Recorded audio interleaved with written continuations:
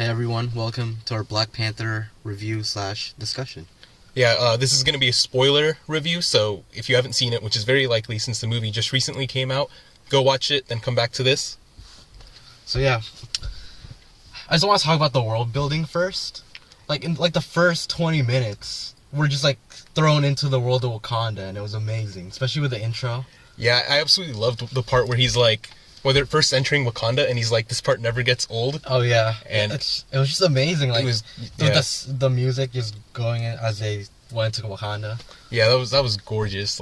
Just seeing the whole city laid out like that and how it was hidden. I really like that because it makes sense that it's gonna be hidden with cloaking technology. Because the whole time, before the movie started, I was wondering to myself, how do people not know that this civilization is so advanced technologically? But it made sense the way they presented it. I wonder how that works though. Are those trees just holograms? That's what I'm guessing. Yeah, right? Yeah. You'd think some explorer would randomly walk in there. Dude, with those with the generals and all those warriors, you don't think they're gonna get killed? Yeah. That's probably what those people are on the horses in the beginning, remember? Yeah. They're probably protecting the perimeter. That would make sense, yeah. Plus that's why it looked like a farming village right outside of where the border is. So it throws people off. They're like, yeah, this is just a tiny ass farming community. Yeah. But the visuals though in the intro. Yeah. The colors and the narration. Did you catch that at first I assumed the guy talking, the child asking about his father to talk about Wakanda, about home. Yeah. I thought that was T'Challa with T'Chaka. Yeah. But it's probably Killmonger and his father. Oh, whoa, I never thought about that. I thought it was T'Challa, but it makes way more sense now that you said it. That's why he's asking about home. Yeah. He's not from there. I don't think he had an accent either. Yeah. That's why it's definitely Killmonger. Yeah, I can definitely see it. It would make way more sense based on what his character says later about how his dad always told him that Wakanda had the most gorgeous sunsets, and I just like that. It adds more layer. But we'll get into Killmonger later. While we're still on visuals, one thing that I absolutely loved was just any scene that was in the waterfalls. Those waterfalls were amazing. It was so beautiful. Beautiful, breathtaking, lots of colors, great scenery. It was definitely refreshing seeing these types of images and environments in a Marvel movie as opposed to what we've been seeing with cities, future, So the soundtrack, I think the soundtrack really added to the movie. It just elevated the movie, especially in the Korea scenes. Yeah, I really liked the Korea scenes.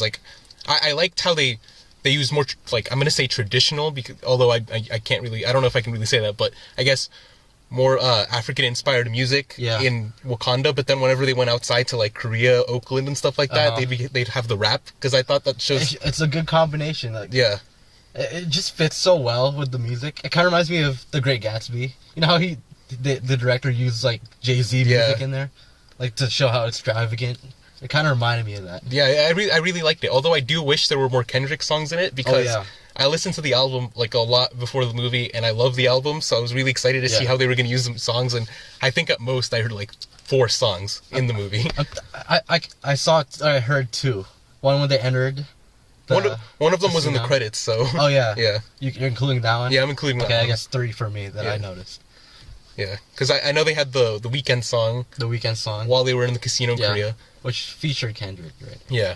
And then I remember in the theater you were mentioning that you were a little tired of Killmonger's theme because it would pop up every single time. Okay. I liked his theme, or when I first heard it, the first 2 times. But it just kept happening, and then okay. That's how you knew the scene was gonna have him, because they would always play that same beat.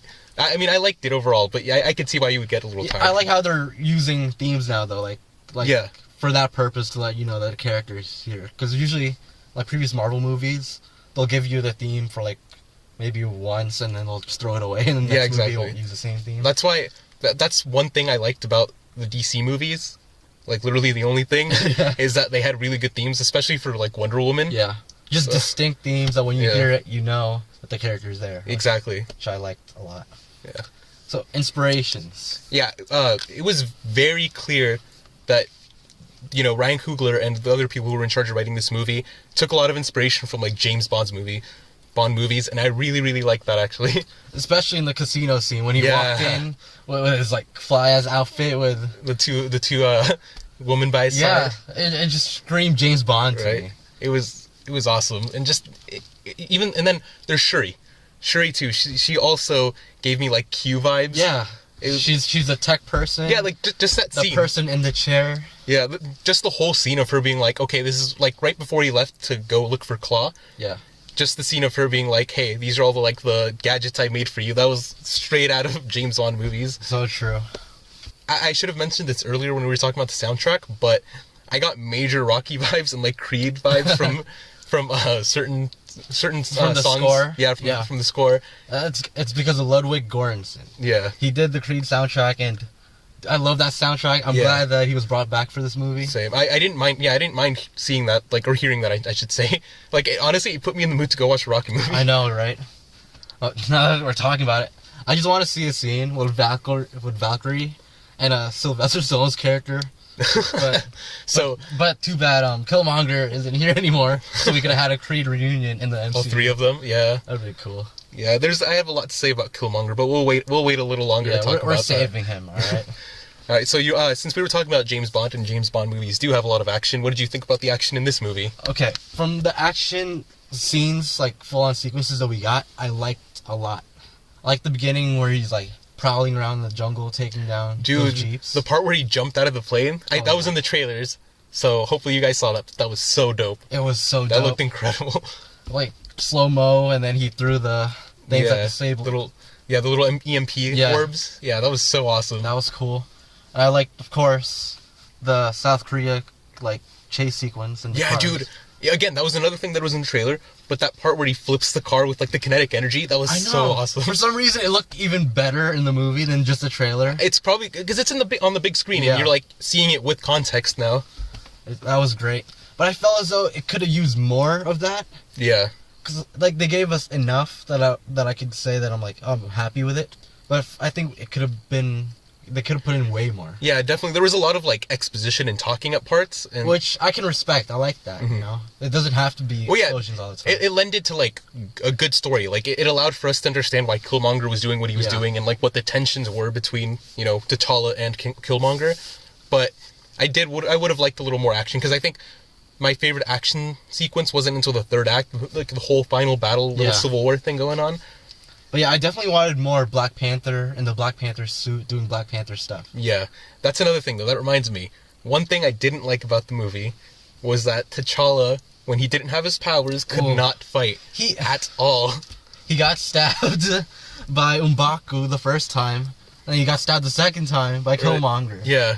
It's ridiculous, because, like, he's supposed to be training his whole life to fight without his powers. He's supposed to just be a good combatant, you know? He's supposed to know, like, different fighting styles and whatnot. That doesn't require you to have superpowers. But for some reason, it's when he has his superpowers in his suit that he becomes way better at fighting. You know, he should be able to hold his own without those things. We need to get Tony Stark to take away his suit. Yeah, he needs that lesson. I remember I was joking after the movie that the sequel should be Black Panther Homecoming, where he's like, I'm nothing without these powers, and then Tony can be all like, well, maybe you shouldn't have them. We can see him in the classic leotard spandex suit as he learns how to fight. Yeah, there's no reason for Killmonger to have won that fight. Yeah, again, like, I like the fight, but I wish it had been a little closer. Yeah. Because he got completely owned. Like, dude, T'Challa easily has like 50 to 70 pounds on him. Like, if I had to compare it to anything, I'd compare this to, like, the Mayweather and McGregor fight, where you would think it was a little more, like, even, but, you know, he was just getting... Well, to be fair, Killmonger was trained by Rocky Balboa. Yeah, that's true. And why does he keep losing his father? Apollo Creed got murdered, and now his dad, too. Hey, and he's going to be fighting... In this movie, he fought the son of the guy who killed his dad, and in Creed 2, he's going to be fighting the son of the guy who killed his dad. It's all connected. Anyway, let's get to the main character, the main man himself, Chadwick Boseman. I really liked him in the movie. I liked him in Civil War a lot, and I still liked him here. I think the thing I have to give him the most props for is the fact that he does a really, really good job of keeping up this accent the entire movie. Yeah. Like, it's gotten to the point where, for me, it's weird hearing him talk without the accent now. Right? It just seems so natural. Yeah. And I like how he played the character. It's more of a nuanced, like, hero. He doesn't have to be cracking jokes all the time. Yeah, exactly. He's just really subtle, and, like you could feel his presence every time he's in a scene. He just played it well. Yeah. And I really like how he's motivated by feelings a lot. Yeah. Like I like that. I really like that scene where, like, you know, it's him versus like 14 of the herding tribe members. Yeah. And then he sees Shuri's in danger of getting hurt by Killmonger, and like he goes from like being super helpless to all of a sudden like just blowing these guys up and like rushing over to their saver. Like, he does that so well. He shows like strength and vulnerability, especially in that scene with Zuri. Yeah. He wanted to know the truth, and he's like super shocked about what happened with this kid. Right. Yeah. Yeah. And then he yells out, "I am your king now!" And that was just so powerful. Right. The way he delivered that line, it was amazing. Yeah. It was. He did a really good job at showing like the emotional side of the character, is what I'll say. I definitely want to see more of him now. Like I loved him in Civil War. This is basically the full course meal right here. Yeah. Now I want my seconds, man. Any scene with his dad too, with him and his dad too. Oh yeah. Like, oh man, that was just real powerful stuff. I love the visuals in those sequences. Those, I guess, dreams. I don't know what to call them, dream sequences. Even though they were actually happening. But I told him, Kui, who was with us, I told him it looks like a Kid Cudi music video. Yeah, dude, that's definitely a really good way of describing it. Yeah, like, Kid Cudi, Kanye West music video.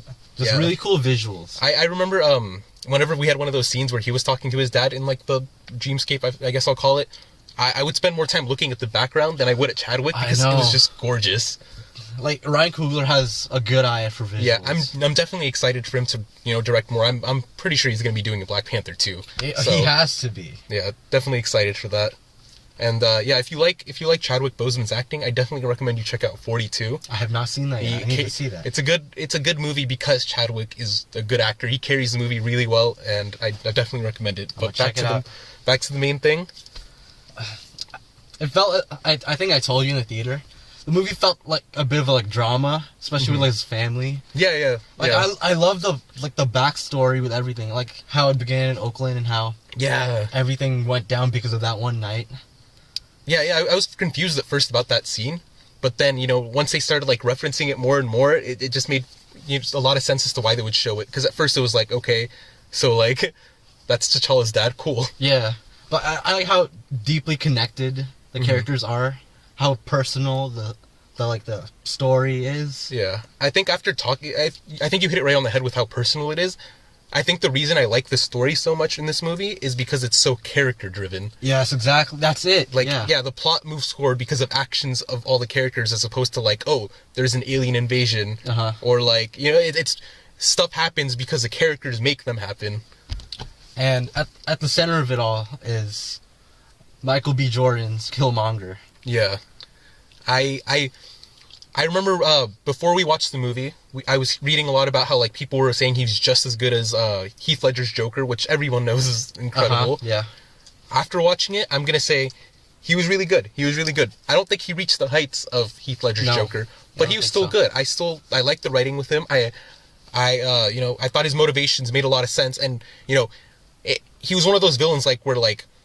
He has good intentions, but he's going about it the wrong way. Those are the best villains. Yeah, exactly. The villains who think they're the hero of their story. Exactly.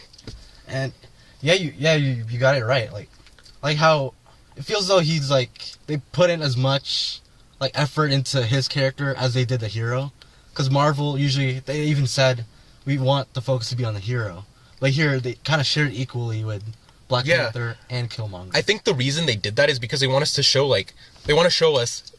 They could have totally grown up the same way, but they came from similar, like, origins, because they're both from Wakanda, like, genetically and whatnot, but they were raised in different environments, and, they went, their life, because of that, went on different courses, but, like, if they had been both raised in Wakanda, things could have been completely different, Exactly. It just shows you how, like, environment molds people, just as much as, like, who they're around. Nature versus nurture. Yeah. They're basically, they're two sides of the same coin. Yeah, exactly. Yeah, that's the word I was looking for. I think that's perfect. That's a perfect way of saying it, and I think that's why their like interactions were a lot of fun to see and really intense. Yeah, I like how he challenged T'Challa like intellectually and physically. Yeah, he's just like when it comes to Marvel villains, he's way up there. He's above average, probably like I'm gonna say like top 2 in the MCU. For me, he's definitely top 3. Top 3 for sure. He doesn't have much competition. I'll say that much, but if I've noticed that, like, for me, my favorite villains in the MCU have all been in the latter half of the current run. And that's good news because it means that Marvel's getting better with their villains, which is what all that they really need. That should get you excited down the line for any new villains they're coming up with. Yeah, I really liked him. And one plot point, that I want to talk about is like the politics behind Wakanda. Yeah, I love the whole dilemma of should we be helping people or should we not? Yeah, I really like that because Wakanda has the resources to help the world with all of its problems, but they're like, the minute we enter this outside world, we risk people, kind of infecting us with their problems. Like, I remember Get Out's character. Get Out. I'm really bad at remembering the character's name, so I'm just going to refer to him as Get Out. But his character was saying, like, if we bring in refugees to our country, they bring their problems with them. Yeah. And, that's, like, really, really, like, really topical right now. I know, exactly. It's just really, like indicative of the current state of America. Yeah. I feel that's going to speak to a lot of people who's watching the movie and make them think, which is good. Yeah, I think Ryan Coogler does a good job of doing that. I mean, he also did Fruitvale Station, which is another kind of political movie. Also had Michael B. Jordan. Yeah, exactly. They're basically connected at the hip at this point. Yeah. I think, that's what motivates Eric Killmonger's character, is because he's saying that, like, people outside of Wakanda, they're struggling with, like, everyday life, but there are brothers and sisters who, like, all of life came from Africa. Yeah. So why aren't you helping all these, like, helpless people who are, like, being suppressed and whatnot? We have the resources to help them. The problem with what he's saying is that he says, let's help them by giving them weapons to overthrow the people who are, like, oppressing them. And that's where Chadwick's character, T'Challa, says, no, that's not right. We can't, that's not our way of life. We don't, like, give weapons and start wars. We don't fight unless it's absolutely necessary. Oh, yeah. I can see where he's coming from, though, because he saw, like, when he grew up in Oakland, he saw how bad things were. Yeah. And I can see why he would have that point of view. Which is why it's so interesting, because they're both conflicting, but I can see where both sides are coming from. Yeah, exactly, because, like, again, like we were talking about earlier, how they're, like, they could, based on where they were raised, they have different viewpoints. So, like, if you put T'Challa in Oakland growing up with that, he might think the same way, Exactly. Now that we're talking about it, it's kind of funny. Basically, T'Challa just had Civil War. He gets home a week later, and another Civil War breaks out. That was crazy. Like, how they all just turned on each other like that. Right. But I just love the whole political aspect of it. Yeah, I definitely all the different tribes going at each other. That was so cool. In the Civil War battle scene, one thing I really liked was when Get Out's character was, like, charging at his wife. What's her wife's name again? I want to say it's something. She was scary though. The moment she showed up on screen, I'm like, I would not fight her. Yeah, it was. I think her name's like Okoye. Okoye. But she was a general of T'Challa's army, and she's married to Get Out. And, he's charging at her with the rhino, and then the rhino stops because he's like, oh, this is my master's wife. Yeah. And then later they also share a scene where she basically corners him, and he's like, would you really kill me for Wakanda, my beloved? And he's like, for this country, I'd do it. And she's like, for this country, I would do anything. And he starts, I really, really love this scene, because when she says that, he starts looking around at everything that's going on. And he realizes that, like, people who are part of the same country are just fighting each other. Like, they're supposed to be like family, they're supposed to be united, and look what happened. And so, he drops his weapon and he concedes defeat because, he realizes it's not worth tearing each other apart for what's going on right now. That was a good moment. Like, there's tons of moments like that in the movie where they just give the characters room to breathe. Yeah. And you talked about Okoye. She was a standout character. Yeah. So badass. Her and also Lupita Nyong'o's character. Oh, yeah. Nakia. Yeah. They were both really, really good. I think they're going to make great role models for little girls who are watching this movie, which is good because, we definitely need that. Now we're talking about Nakia. I love her relationship with T'Challa. Yeah, she wasn't like a damsel in distress, she was like, but they were able to still have like a romance plot going on, but it wasn't like center focus, which I liked. It was kind of like subtle. Yeah, it was subtle, and I just like their like complete like relationship. Like how like watch any scene with T'Challa and her together, he's always looking at her. I didn't notice that, but like it's just such a subtle thing, and I just love how they interact with each other. Yeah, they definitely had a really, really strong like relationship. The actors had good chemistry. Yeah, it didn't feel forced. Yeah, exactly. Or shoehorned. Felt organic. Yeah, and at the end, like, we're still not completely sure if they're going to be, like, together, because, she's going to go do stuff in America, and he's going to stay there ruling his country, so we'll see what happens with that. All I know is that I'm on the ship right now. I ship them until Storm comes in, and... In the MCU. Yeah. I mean, they're divorced in the comics now, which makes me kind of sad, but we'll see what happens. I want to talk about Shuri now, T'Challa's little sister, but I liked her character, but people are saying, like, she made the movie, and, like, she's super, like, up there. I'm like, I thought she was a great addition for sure. Yeah. I love the role she played. She's the tech person. She was Q. she was Q, basically, the person in the chair. And she brought good humor, for the most part. I love her line where she's like, at the end, when you said you were taking me to California, I thought you were going to Coachella. Yeah, that was pretty great. There was one moment, though, and you know that moment. The very cringy moment? The cringy moment that, like, I had to, like, hide my face in my hand for, like, a good minute. When she hit T'Challa with a 3-year-old meme. What are those? Yeah. And that was very cringy. That's how you know this movie was partly written by, like, these, like, 40-year-old dudes who, like, don't understand how memes work. Like, I'm calling it now. The next movie, which is going to come out, like, in 3 years again, is going to have, like, a reference to the "Do you know the way" meme now. Oh, no. They're going to start clicking. I don't know if that's racist, but, like, it could happen. Or she could hit a Get Out's character with the damn Daniels, because his name is Daniel Kaluuya in real life.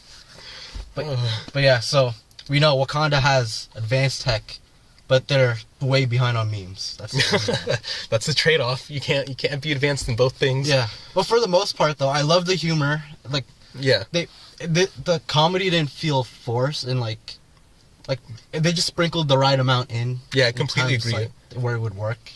Yeah, like I think, like you were mentioning earlier, that it wasn't like a serious moment immediately followed by comedy. It was like lighthearted moments were the ones that contained the comedy. It wasn't like, a complete flip-flop all of a sudden, Yeah. And I want to talk about M'Baku. It's not on my list, but I just love his character. Yeah, I really liked his character. He was funny, and I also like where he was coming from. Mm-hmm. They live in the mountains, they see how, like, their traditions are being basically thrown away. Yeah. With all the tech, so he feels he should be the king. So that's why he challenges T'Challa. But I like that he wants something, but he's willing to respect tradition to get it. Like, he could have totally, like once, when T'Challa loses his fight to Killmonger and ends up in the river, and then, they find his body, he could have just killed him and then tried to take the throne for himself, but he wants to do things right, so he saves T'Challa and helps him reclaim the throne, because he recognizes that, like, I lost the fight, you're rightfully the king of, Wakanda, so I'm gonna respect you. And he had, of course, a great joke of how he was gonna feed Martin Freeman's character to his children. But it turns out they're vegetarian. Yeah, exactly. I love the little pause where they just show Everett K. Ross's face. He's like freaking out, and then they're like, "Just kidding, we're vegetarians," and then they all start laughing. And then he started laughing at his own joke for a while. Like, that's totally me. I want to talk about Claw for a little bit, though. Oh yeah, how could we almost forget? Yeah, Andy Serkis. Okay, this is probably like the most sleaze bag role I've seen Andy Serkis in. The moment he showed him, like, dang, that dude is gross. Right? Like, the way he just acts, and like his voice and the way he looks, I'm like, this is the creepiest Andy Serkis has ever looked. And he played Gollum. It's funny because, like, it's the least CGI role he's had, and it's the one where he looks the creepiest. But don't be offended, man, if you're watching this video. Andy Serkis, I love you, man. But you were great in this role, basically what I'm saying, because we know you're not a sleazebag in real life. Yeah, I really liked him. I thought, I liked his, like, kind of offbeat, kind of gross comedy. Right. Yeah, like, he was a jerk, but it worked well. Like, but it's because of that I kind of didn't like that they killed his character. Yeah. Because I'm tired of, like, one and done Marvel villains where they kill the character off right after, the plot's resolved. It's like, we're done with you. That's why I liked Michael Keaton's Vulture so much, is because he's still in play. He's just in jail. So, like, if they want to make a Sinister Six movie with Spider-Man, with Spider-Man, then they can bring him back, Exactly. And, but I felt his character was wasted by killing him, but I really liked the scenes he was in. I think my favorite scene with him was when Everett K. Ross was like, "That's quite the entourage you got there," when they were walking to the casino. Yeah. And he's like, "What, are you like dropping a mixtape or something?" He's like, "Yeah, it's on SoundCloud. You want the link?" And he's like, "Hey, get him the link." And he's like, "No, I was just joking." I'm like, "What the heck?" He's like, he actually has a mixtape. Like, I want to hear that. Exactly.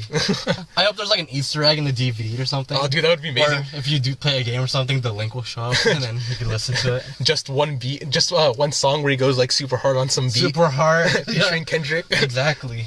Oh man. But yeah, I felt like he was wasted by being killed.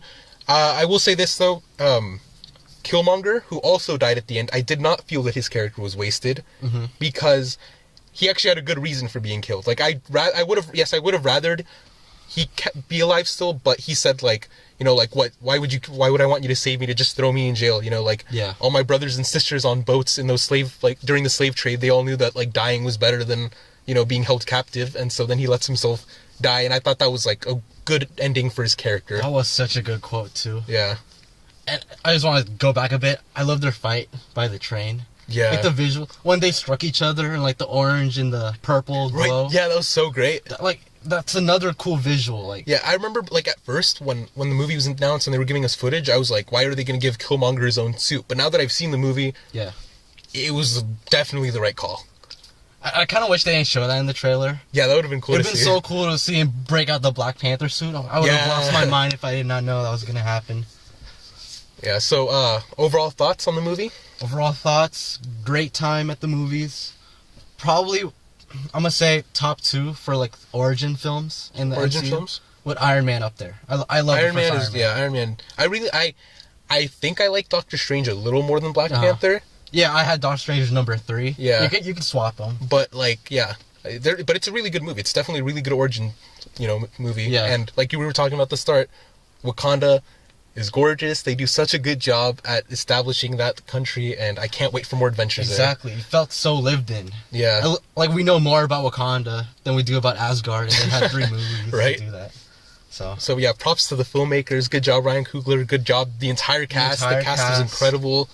They just work seamlessly together. Hey, and we're gonna see some of them in Infinity War, so yeah, be hyped for that. Not even that far off, in like over 2 months. Yeah.